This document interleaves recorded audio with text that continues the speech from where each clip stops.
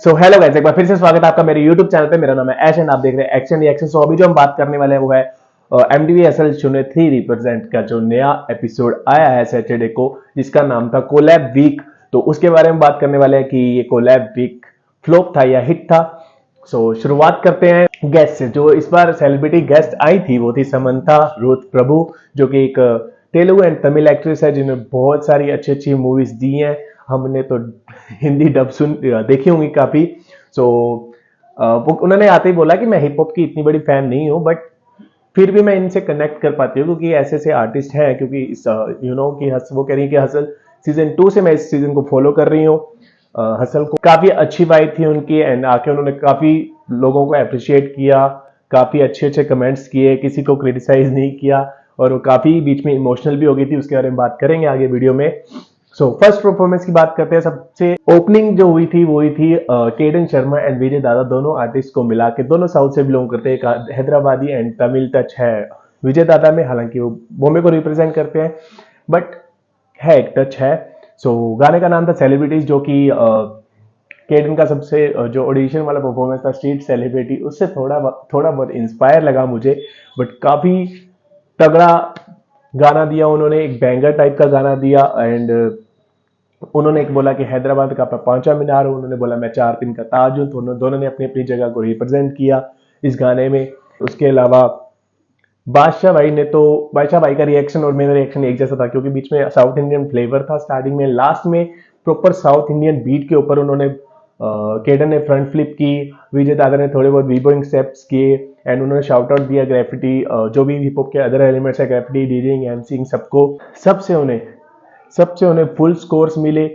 जो भी क्रिटिसाइज चल रहा है कि लोग कमेंट्स कर रहे हैं कि इंडियन आइडल बना रखा है, नाच गाना लगा रखा है इस बार एमटीवी वर्सल पे, तो उन्होंने उनको बोला कि देखो ये 5 एलिमेंट है, हम सब जानते हैं, तुम जानते हो क्या? फिर उन्होंने टोंट मारा कि हाँ इनको ज्यादा नॉलेज है, जो कमेंट में आ रहे हैं ना इन्हें हिप हॉप की ज्यादा नॉलेज है इसलिए बोल रहे हैं। तो काफी अच्छा गाना था। केडन ने लास्ट में बोला कि #1 ट्रेंडिंग दे दिया तुम्हें। इनके गाने काफी पहले भी ट्रेंडिंग में चले हैं, काफी नंबर्स लेके गए। केडन वन ऑफ देम। गाना मुझे पर्सनली बहुत अच्छा लगा भाई, मजा आया मुझे गाना सुन के। और बहुत अच्छा कोलैब था दोनों आर्टिस्ट का, दोनों बढ़िया एक अच्छा नाचने गाने वाला माहौल बना दिया, सब उठ के नाच रहे थे और ये अच्छा गाना था। उसके बाद जिस परफॉर्मेंस की मैं बात करने जा रहा हूँ, अगर तुमने वो देख ली तो तुम्हारा दिमाग फट जाएगा क्योंकि मेरा दिमाग फट गया था उस टाइम। वो थी मैं ever best collab in the MTV hustle, और काफी one of the best collabs of DHH also, इतना हम कह सकते हैं उसके लिए, क्योंकि कोलैब हुआ था उदय एंड बेसिक दोनों के बीच में। उदय यू नो कि जो उनका बैकग्राउंड रहा है, तो वो बैटल ग्राउंड, ये बैटल रैप बैटल में शामिल होते थे और वो काफी खतरनाक लिरिसिज्म है उनको। बेसिक ने भी अपने लास्ट गानों में बता दिया कि मैं कैसे लिरिक्स लिख सकता हूँ, कैसा मेरा फ्लो है, कैसी मैं राइम स्कीम्स कर सकता हूँ। तो दोनों को मिलाया तो फिर खतरनाक सीन हो गया। बार्स मैनिफेस्ट, बार्स की बारिश पे बारिश पे बारिश हो रही थी। एंड बीच में एक पार्ट आया जिसमें उदय एंड बेसिक ने एक दूसरे को स्विच किया, मतलब कि बेसिक ने उदय का रोल निभाया कि उदय जैसे अपने गाने की कुछ रैप्स में बोलते हैं ना, उदय ने बेसिक का पार्ट, जो चार चीनी चो एक भूलो भटको आयो वाला हुक, एंड एक और हुक था करेंगे स्क्रीम की जगह था करेंगे ब्लीड, ऐसा कुछ था। सो उन्होंने दोनों ने एक दूसरे को शाउट आउट दिया, कॉम्प्लीमेंट दिया। इन दोनों के जो ये कोलैब देख के ऐसे लगा कि अगर ये दोनों किसी दिन ग्राउंड शून्य में एक दूसरे के सामने आ गए ना, तो भाई वो बैटल देखने लायक हो, बहुत बहुत बहुत देखने लायक है। एंड ये गाना टेक्निकली बहुत परफेक्ट था, एक दूसरे को बार्स एक्सचेंज करना, एक दूसरे को कॉम्प्लीमेंट करना, शाउट आउट देना, एंड बहुत सारे रेफरेंसेस एंड बहुत सारे मल्टी सिलेबस, इंटरनल राइम्स, बहुत कुछ था भाई इस गाने में, बहुत कुछ था। एक सिलेबस है ना हिप हॉप के एक फैन के लिए, अगर तुम थोड़ा बहुत जानते हो तो तुम गाना सुनना तुम समझ जाओगे।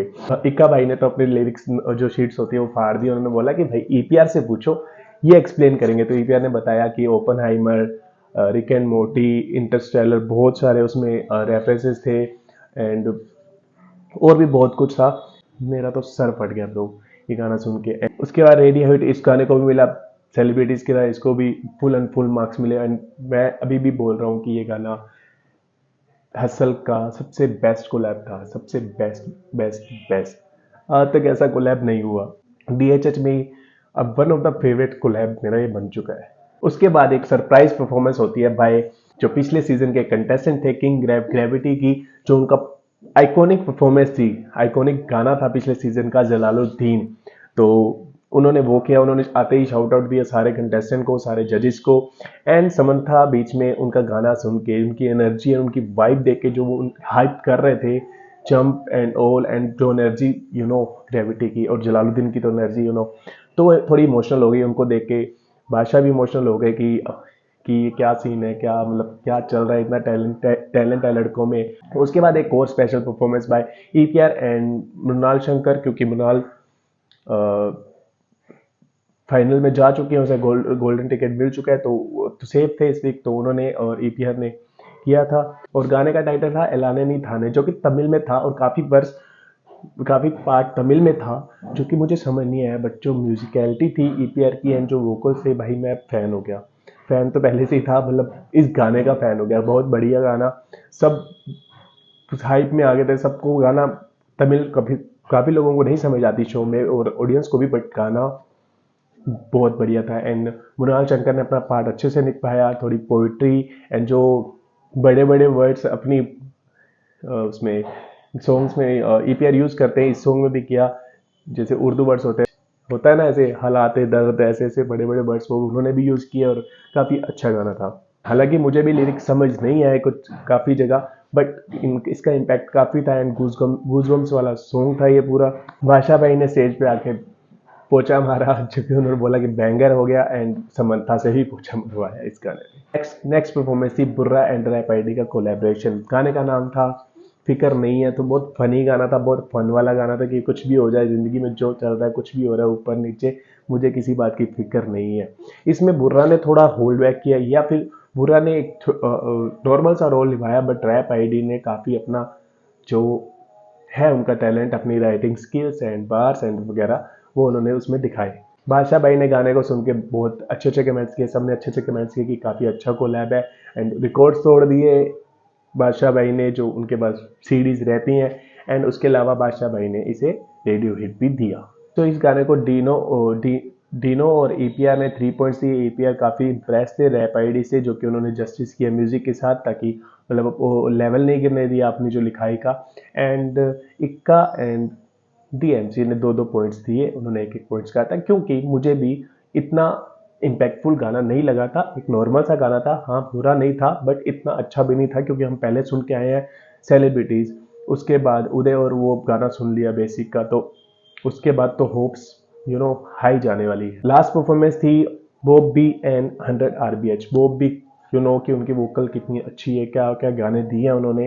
एंड 100 RBH कॉन्शियस रैप करते हैं, बहुत पते की बात करते हैं। सो दोनों को गाने का टाइटल था, इनका जो गाना था वो गाने का टाइटल था वॉरियर्स, जो कि उन्होंने जो शहीद हुए थे फ्रीडम फाइट करते हुए बहुत पहले के टाइम पे, औरंगजेब के टाइम पे जो लड़ते थे हमारे फ्रीडम फाइटर्स, तो इन्होंने अपने सिख कम्युनिटी के जो थे, और उन्होंने जो मारवाड़ी या जो महाराष्ट्रियन लोग थे उनको रिप्रेजेंट किया, उनके बारे में बात की।